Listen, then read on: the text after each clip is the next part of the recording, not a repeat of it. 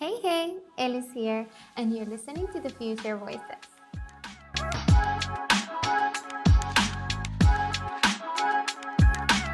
Welcome, everyone, to the Future Voices podcast. I'm your host, Elham, or as many of you know me, Ellie. It's been a while since the last episode, but I'm happy to be back in my new place, and I'm happy to continue our journey with 7 Habits of Highly Effective People by Stephen Covey. If you've been following this series of podcasts, you definitely know that this is more than a self-help guide. This book, it's actually like your roadmap for growing from inside out, and that's exactly why habit number 1, 2, and 3 are placed in the beginning of this journey, where you find some private victories, and where the changes are happening inside you, and maybe it's not being seen by others, it's definitely being felt. Just to refresh our memory, let's go through the habit number 1, 2, and 3 very quickly to move to habit number 4. So, habit number 1, be proactive. It's all about personal responsibilities. It's that moment when you realize I am not a victim, and I choose my reactions, I choose my words, and I choose how I respond. So, it's all about being more focused on what you can change and what you can control, and your thoughts and your choices, rather than complaining about what you cannot change. This habit reminds us that our power starts from within us, and it's the first step in breaking old patterns and becoming the driver of our own life, which leads us to habit number 2, begin with the end in mind. So in habit number 1, we take control, and in habit number 2, it's all about giving this life a direction or a vision. So it asks us to imagine that in the future, what do we want to be? What do we want to become? And then work backwards. The idea is, don't live by accident, live by design. And it's all about answering these questions. What kind of person do I want to become?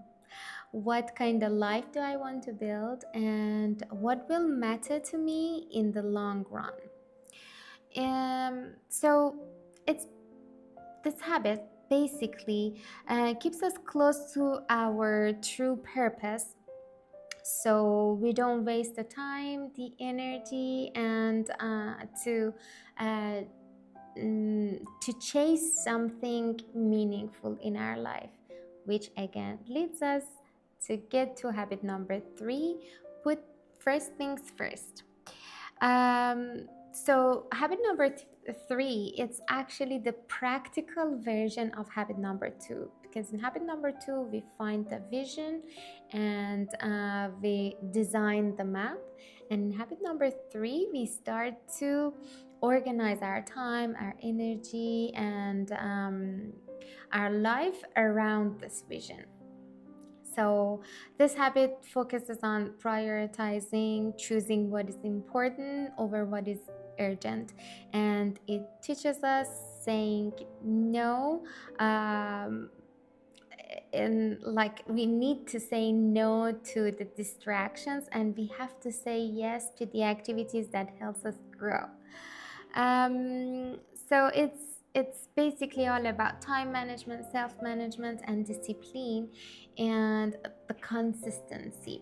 So in habit number 1, we take the control. In habit number 2, we give our life a direction and a vision, and in habit number 3, we start to follow that direction by choosing wisely and having discipline. only after this inner victory, um, you move to public victory, which is habit number 4, 5, and number 6. So now that we have the foundation, this very strong foundation, we can move forward and we can work outwards, right? Which leads us to habit number 4.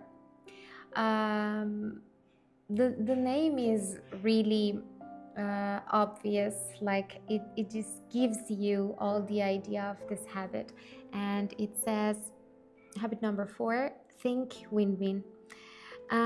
It teaches us a powerful mindset that life is not a competition and there shouldn't be always a loser and a winner.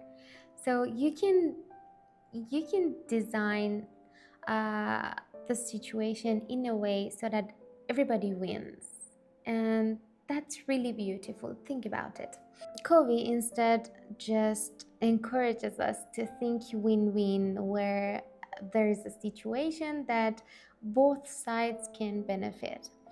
And he says this habit is important because many people live by this mindset that um, there is not enough resources for everyone, or not enough room for everyone to succeed, or if someone else succeeds, it means I lose, or if I give something, it means I will have less.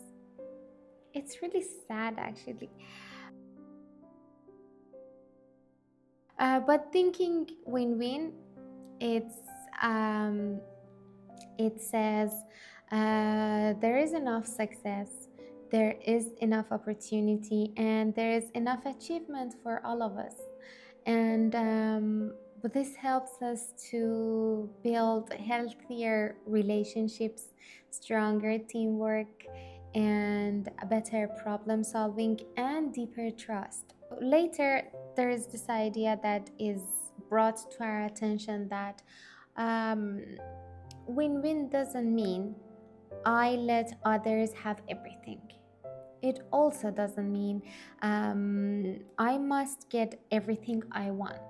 It actually means I care about myself and I care about other people.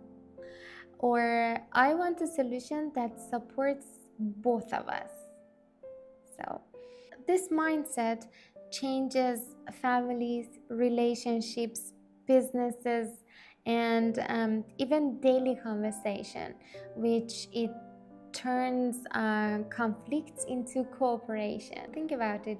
You don't have to see the life as a competition.